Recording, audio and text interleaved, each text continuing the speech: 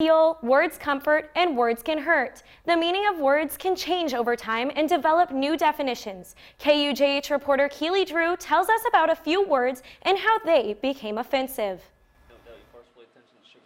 Anthony Schwager spends his days playing basketball, listening to music, and working at his parents' local honey shop. That makes him happy and helps him forget he's different. But there is still one word that he says sets him back. Well, honestly, I don't think it's right because, there's other words you can use. He's talking about the word retarded. How would you feel if someone used that word towards you?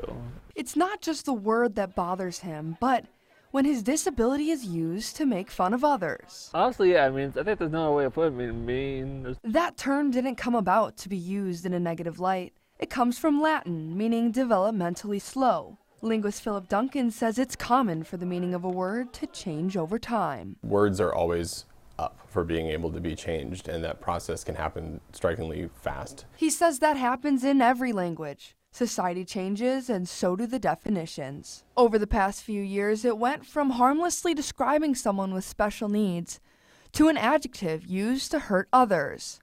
And even the Black Eyed Peas found themselves guilty. Let's get it started. The chorus originally uses the R word. They remixed it about a year later to say, "Let's get it started." Now, music ties into the development of words in an interesting way. Some artists use the N word in albums like this one, which then leads people to be singing along with their friends, forgetting how offensive this word really is. Where you from? This phrase came about in the 18th century. It was used to refer to African Americans in a negative way.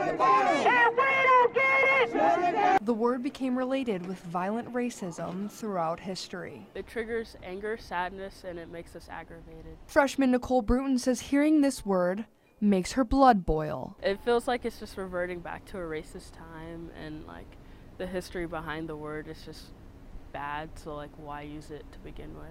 Duncan explains that old words often come back with new meanings. So a group can oftentimes reclaim a word and use it in a way that's different than others do, and that can trigger a change in meaning. One of those words goes all the way back to 1862, when the Christmas song "Deck the Halls" was written. Gay originally meant to be joyful or happy. As the end of the 19th century rolled around, it changed to mean homosexual. Someone will say oh, that's so gay.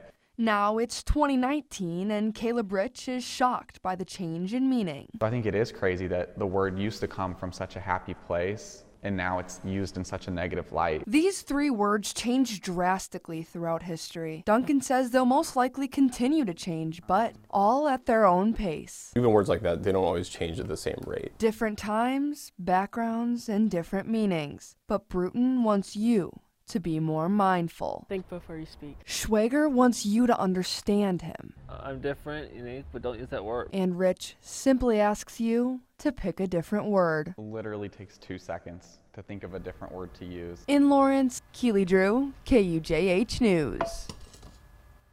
I think we should all be mindful about what words we're using and who we're talking to. Yeah, it's crazy how fast the word's meaning can change. Definitely. So still to come on KUJH News,